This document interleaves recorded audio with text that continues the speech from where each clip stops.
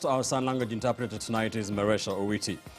Tonight, former Prime Minister Raila Odinga is fighting off claims of supporting the contentious county's revenue sharing formula that recently put him at loggerheads with a section of ODM senators from counties which are on the verge of losing billions of shillings.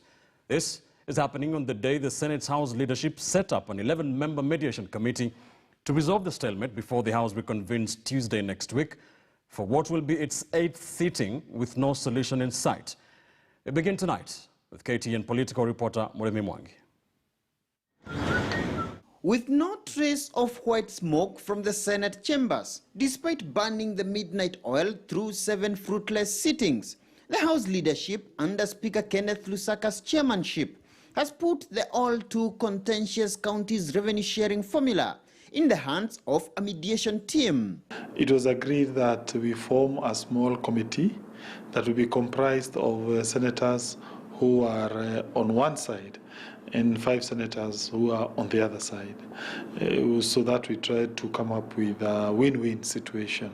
The leadership, comprising the Speaker and the majority and minority leaders and whips in the House, had initially settled on Deputy Speaker Margaret Kamar to chair the mediation team, but her name was dropped after a section of senators protested that she may be conflicted, as she in the Senate also represents Uasin Gishu County, a likely beneficiary in additional revenue under the contentious formula, prompting the team to settle on Lusaka as chair. Senators from the benefiting counties and who have been most vocal in defense of the formula will be represented by Nyeri's Ephraim Maina, Nandi's Samson Cherargei, Nakuru's Susan Kihika, Migori's Ochilo Ayako, and nominated Senator Naomi Shionga, who hails from Kakamega County, the camp opposing the formula that has since coalesced under the tag of Senators Johnson Sakaja and Mutula Kilonzo Jr. Axis, was yet to name its nominees by late Thursday evening.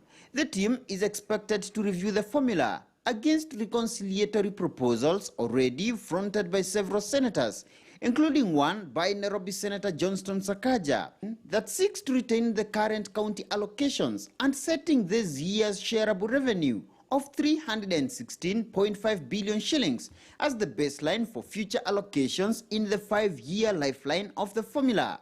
Insiders say one of the bipartisan options likely to be on the table for the mediation team is to adopt the Sakaja proposal, but with amendments which may see the shareable revenue baseline dropped to at least 280 billion shillings, a move that will ensure no county loses more than 200 million shillings.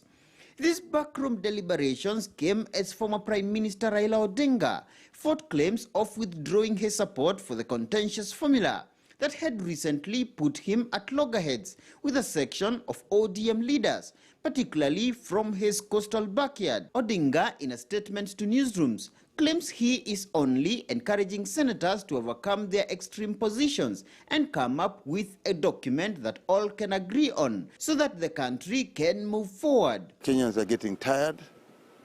We appreciate that fact. Kenyans are anxious also to see whether senators will clear up whatever they're doing with the national revenue allocation of these funds. Yeah, so I'm very optimistic that something will come up. And if at all that demands continuous process of talking, to me that is progress. And therefore I am one of those who strongly believe that we need to continue the dialogue, whether we have 10 or 11 sittings. The Senate to have a sober mind and ensure that no county loses money because of their size, because of the population, or because of their poverty index, because Kenyans are Kenyans and they require equity. KTN News has learned that part of the Senate leadership's interim strategy is to hold an informal sitting of the Senate on Monday, dubbed Kamukunji, to rally members behind any proposal the mediation team may adopt ahead of the Tuesday afternoon sitting. Muremi Mwangi, KTN News. Tonight's